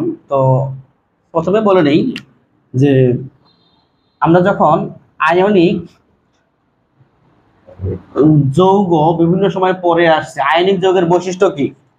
এক পক্ষ ইলেকট্রন দিবে আর এক পক্ষ ইলেকট্রন নিবে, এটা তো আয়নিক বন্ধন, আয়নিক যৌগের বৈশিষ্ট্য নাকি? তো আয়নিক যৌগের ক্ষেত্রে তোমার যেটা হয় সেটা হচ্ছে ইলেকট্রন আদান প্রদান হয়, আদান প্রদান হয়। একটু গবেষণা করি। ইলেকট্রন আদান প্রদান মানে, ইলেকট্রন আদান মানে দেওয়া, ইলেকট্রন বর্জন মানে কি? ইলেকট্রন বর্জন মানে জারণ, আর ইলেকট্রন গ্রহণ মানে বিজারণ। সুতরাং আয়নিক যৌগের ক্ষেত্রে আধুনিক মতবাদ ঠিক আছে, কারণ আধুনিক মতবাদ তো তাই বলে, ইলেকট্রন ছাড়ন মানে জারণ, ইলেকট্রন গ্রহণ মানে বর্জন। আর আয়নিক যৌগের ক্ষেত্রে তো সোডিয়াম ক্লোরাইড চিন্তা করো, সোডিয়াম ছেড়ে দিল, ক্লোরিন গ্রহণ করলো। সুতরাং আধুনিক মতবাদের দিয়ে ব্যাখ্যা করা যায় আয়নিক যৌগগুলো, কিন্তু সমযোজীর ক্ষেত্রে ব্যাখ্যা করতে পারে না। কেন? কারণ আমরা জানি যে সমযোজী যৌগের ক্ষেত্রে কি হয়। সমযোজী যৌগের ক্ষেত্রে যেটা হয় সেটা হচ্ছে ইলেকট্রন আদান প্রদান হয় না, ইলেকট্রন আদান প্রদান হয় না, জাস্ট শেয়ার হয়, জাস্ট শেয়ার হয়, জাস্ট শেয়ার হয়। তাহলে তোমার সমযোজী যৌগের ক্ষেত্রে আধুনিক মতবাদ কি? ব্যর্থ বলতে বলা চলে, পারে না, ব্যাখ্যা করতে পারে না। এক নাম্বারটা VVI দিলাম, ইম্পর্টেন্ট। দুই নাম্বারটা ইম্পর্টেন্ট না অবশ্য, দেখো তারপরও কিছু কিছু আয়নিক যৌগ বিক্রিয়া আছে অবশ্য যেগুলো সরাসরি ইলেকট্রন গ্রহণ করে না। কিছু কিছু আছে না মানুষ, মানে সৎ অফিসার, সরাসরি ঘুষ নিবে না, নিজ দিয়ে নিবে বা অন্যের মাধ্যমে নিবে। কিছু কিছু আয়নিক বিক্রিয়ার ক্ষেত্রে সরাসরি ইলেকট্রন গ্রহণ বা বর্জন করে না, এরা পরোক্ষভাবে করে, পরোক্ষভাবে করে। এরূপ বিক্রিয়ার ক্ষেত্রেও আধুনিক মতবাদ ব্যাখ্যা করতে পারে না বা ব্যর্থ বলতে পারি আমরা। তো এই হচ্ছে মোটামুটি আধুনিক মতবাদের সীমাবদ্ধতা। আর পুরাতন মতবাদ তো অনেক কাহিনী আছে, পুরাতন মতবাদের অনেক কাহিনী আছে, যেটা আমরা অলরেডি দেখিয়ে আসছি। এই পুরাতন মতবাদ দেখে আসলাম না যে স্ববিরোধ, তোমার কাছে নোট করা আছে অবশ্যই, স্ববিরোধ নিয়ম আধুনিক মতবাদ আর পুরাতন মতবাদের মধ্যে। সুতরাং আর এখানে কিছু বলার নাই। ওকে, আমরা জারণ বিজারণ বিক্রিয়া বা রেডক্স বিক্রিয়ার কয়েকটা ব্যবহার নিয়ে কথাবার্তা বলবো।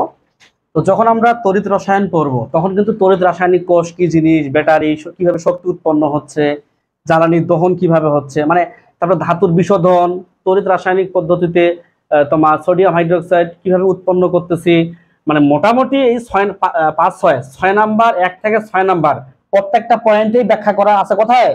তড়িৎ রসায়ন। আমরা তো ওই এখন পড়ি নাই, কিন্তু কি আর তার আগে দিতে হচ্ছে। আর সালোক সংশ্লেষণের বিক্রিয়া তোমরা পড়ছো বায়োলজিতে বিভিন্ন সময়, লোহার উপর মরিচা পড়া 9-10 জিনিস একটা জিনিস পড়ছো, অর্থাৎ প্রত্যেকটাই হচ্ছে রেডক্সের মাধ্যমে, জারণ বিজারণ বিক্রিয়ার মাধ্যমে হয়ে থাকে। এগুলো কিন্তু লাগবে। এখন পর্যন্ত ভর্তি পরীক্ষা আমার চোখে বেশি পড়ছে এইটা পড়ছে, লোহার উপর মরিচা পড়া, নিচের কোনটি রেডক্সের ব্যবহার বা এরকম কিছু, তখন লোহার উপর মরিচা পড়া, এই কথাটা অবশ্যই অবশ্যই মনে রাখতে হবে।